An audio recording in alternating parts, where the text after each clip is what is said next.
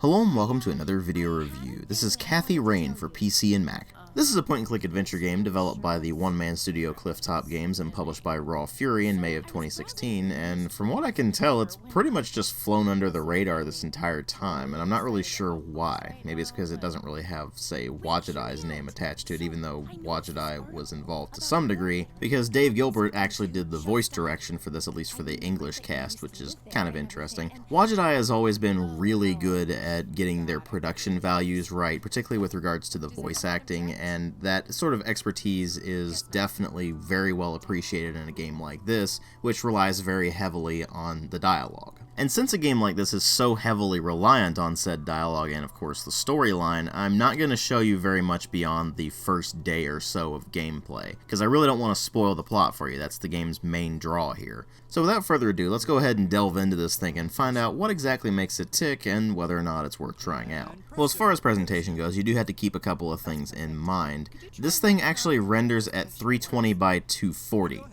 That's a really small resolution, and it's a 4:3 resolution, which is why this looks a bit stretched in the video footage. That is the result of me correcting it for the aspect ratio for YouTube videos. But here's the thing, adventure game studio titles generally run in a very low resolution, and they're all pixel art, or at least most of them are pixel art, I should say. And thus, it really ends up not being much of a problem that it's rendered in a low resolution, because pixel art actually scales up rather well for the most part. And the artwork in this is no exception. The environments are rather well detailed. You can generally tell what everything is, although there are a few items here and there that are a bit iffy. For the most part, the character sprites are also rather well done. They're decently animated, and they have a rather good amount of detail in them. And then, of course, there are the portraits that pop up when you're in the middle of a conversation, and while they do occasionally change in a static image, they are not animated. This is something that you would see in certain older adventure games, like, for example, King's Quest 5 and 6. But when it comes to the adventure game studio developers, they generally don't really have the time or budget to spend animating the actual lip syncing for the various portraits. Because I actually posed that question a while back, being someone who doesn't really work with AGS, so I don't really know how the engine works. I wondered if that was even a possibility, because I didn't remember seeing any animated portraits in any of the AGS games. And I believe it was actually Dave Gilbert who responded to me on this one, but the basic crux of the matter is that it's an awful lot of work for really not much benefit. And in that case, I can totally understand why it would be sacrificed for the sake of the game, because you can spend an awful lot of time working on lip syncing that is a very subtle effect that, while it looks nice, is really not that much of an enhancer for the experience, or you can put the rest of the time into either developing the portraits themselves or just developing the rest of the game. And that's pretty much what they did here. The portraits are certainly pixel art as well, but they're much more detailed pixel art than what you're seeing in the rest of the actual gameplay, and it actually does look rather nice. Now, that's not to say that there aren't issues with the visuals. There are a few here and there, namely certain animations look a bit stiff and awkward, although that's a fairly commonplace thing for AGS games, so it's kind of easy to let it slide, although it is something that I would expect them to iron out if they made future games. And then we come to sound design, and that's where things get a bit messier. You have voice acting that is generally rather good across the board. There are a few lines here and there that aren't really delivered all that well, but they're not so bad that it really is a big detriment to the experience, except for maybe in a very short time span. Because you're like, oh, that line was kind of cringy, and then the rest of the game happens, you're like, whatever. The sound effects suffice, but they don't really do anything more than that. There's no real standout sound effects in this thing. And then there's the music, which really isn't all that impressive either. That's not to say it's bad music. In fact, it's not bad music. It's rather decent music. It's just that it's completely forgettable. You've got some suspenseful tunes, you've got a guitar tune or two, and of course there's a few that are basically just drum and bass, although it's not quite the drum and bass that is the literal genre. It's just that's what instruments are used. And it's, again, all pretty forgettable. It works fairly well in the context of the scenes they're in, but you're not going to be listening to them outside of the confines of the game. But when you take the sound design and the visuals as a whole, you've got a pretty solid production all around. It's got its problems, don't get me wrong, but there's really not all that much to complain about in terms of the presentation. But then, of course, we come to what really matter here, which are the story and the gameplay. And the story in this is that you play as Kathy Rain, a journalism major at university who goes back to her hometown to attend her grandfather's funeral. And you find out rather early on in the game that she has been estranged from that particular part of the family for quite a long time, and thus when she goes back to the town to attend the funeral and, of course, talk to her grandmother afterwards, she is kind of shocked to find out that her grandfather suffered some horrible accident in 1981, and Kathy takes it upon herself to find out what exactly happened to him, because he used to be completely full of life and just kind of a force to be reckoned with, and then he gets brought back to his house on that one particular day in 1981, and he's a vegetable at that point. He doesn't say anything, he doesn't really do anything, he just exists. So most of the game is spent trying to find out what exactly happened to him and why it happened to him in the first place. And along the way, Kathy's learning more about herself and her grandparents and, of course, her parents, because a lot of that is just wrapped up in the small town politics there. And for the most part, it's actually a fairly compelling story. It's interesting to learn more about what exactly happened, and there's this constant sense of mystery throughout basically the first 3 or 4 days of the game. Because it's divided into 5 different days. You can consider them chapters if you like. And when you start out, there's just this persistent sense that something is not right, something's rotten in Denmark, so to speak. And then you get to days 3 and 4, and that's where it starts to really kick in on the supernatural aspects. And that actually kind of ruins the game. Because don't get me wrong, it's not necessarily a bad thing to have a supernatural detective story. Of course, the Blackwell series did it, the Gabriel Knight series did it, and they all did it extremely well. But the thing is, to do that, you have to have rather strong writing, and that's something that Kathy Rain doesn't really have. It has competent writing, don't get me wrong, it's definitely a compelling enough story. It's just that the particulars aren't quite there to make it something that's really compelling as a supernatural mystery.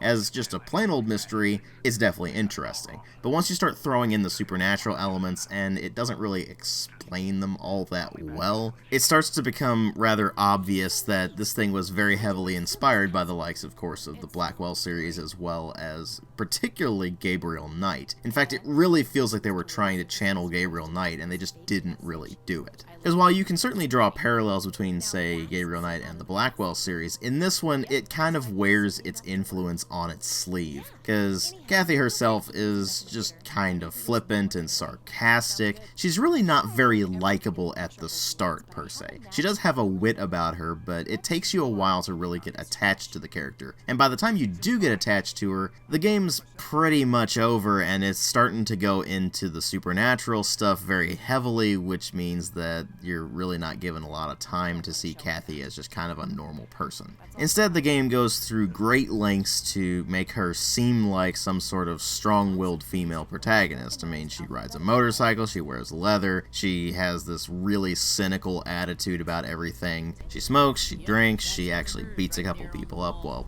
sort of anyway. And of course, like you would expect from a sort of punky character like that, she gets in trouble a lot and kind of plays by her own rules. And again, it does take you a while to get attached to her, and that's primarily because of the fact that they front-load all of those traits and then spend the rest of the game kind of exploring who she really is underneath all of that. And while that is some fairly decent character development, it does mean that you're dealing with a character who feels like she just read Catcher in the Rye and was very impressed by it. And the thing is that the supporting cast doesn't really help matters all that much. The only other characters that you spend a good deal of time with throughout the course of the game are, of course, Eileen, who is Kathy's roommate and sort of friend, I guess. They have a really weird friendship, if you can call it that, because Eileen is basically the polar opposite of Kathy, and they tend to have verbal sparring more often than they actually have meaningful conversations and do things that, you know, friends would do. And the other one is, of course, Grandma Rain, who is just kind of the grandmotherly figure that you would pretty much expect her to be. And they really aren't strong enough characters to make up the supporting cast, because you do have other characters in the game as well, but they're really not fleshed out enough to be all that interesting, or more importantly, to enhance the interactions that Kathy is having. That's not to say it's all bad or anything, it's certainly not. They do their job decently enough, and there's actually quite a bit of rather amusing dialogue in there, and some of which that had me chuckling pretty heartily. But it all wasn't really enough to carry the game as a whole. The plot and the dialogue and the character designs are all solid enough to keep you interested. The problem is that they aren't really much more than that. And that's really the biggest problem that the game has, because from a gameplay standpoint, it's also just fairly decent. Most of the puzzles are fairly easy, but you do have a couple in the game that require you to think a bit outside the box as well. The thing is that even on those puzzles, they kind of telegraph them a bit too much and give you the solutions pretty much right in front of you while you're messing around with those puzzles. It's one of those things where it doesn't explicitly tell you what to do, but it does give you a hint that is so obvious that you'd kind of have to smack yourself if you went, wait a minute, I didn't see that? Which means that ultimately the puzzle design is not really enough to carry it either, and you end up with a game that is just decent. It's not bad, it's not great, it's a solid enough adventure game, and if you like adventure games, then you'll probably be able to enjoy it. The thing is that I really can't see myself recommending this to anyone but adventure game fans, because we're the ones who will be able to get the most out of it, and it's not something that is so overwhelmingly good that even people who aren't normally adventure game fans would be able to enjoy the hell out of it too. It does leave itself wide open for an entire series of games that feature Kathy Rain from here on out, and I would like to see more from this developer, because while this is certainly not perfect by any stretch of the imagination, they definitely have elements where you could very easily see them improving over time. And now that we know that Kathy Rain is supernatural mysteries instead of simply mysteries, it's not really going to be much of a, oh wow, you actually went there effect with the subsequent releases in the series if they ever happen. What you ultimately have with Kathy Rain is an excellent platform for CliffTop Games to propel themselves forward with. And of course the question there becomes, will they actually propel themselves forward? Well, we'll just have to wait and see on that. But as far as Kathy Rain goes, like I said, it's a decent adventure game. If you're looking for a solid enough adventure game, then this will fit the bill. It's definitely nothing amazing, but if you're a fan of adventure games, then you'll definitely be able to enjoy it. If you're not a fan of adventure games, I would recommend playing something else first to see if you like the genre, something a bit easier to get into, like say the Blackwell series. And if you like that sort of thing, then you might be able to get something out of Kathy Rain. The thing is that it's just hard to recommend it to a general audience, much like it's hard to recommend just about any adventure game to a general audience these days. But as far as Kathy Rain goes, with the exception of the 5th chapter of the game, or the day if you prefer to call it, it's a rather solid game. I give it a 3.5 out of 5 overall. Thanks for watching.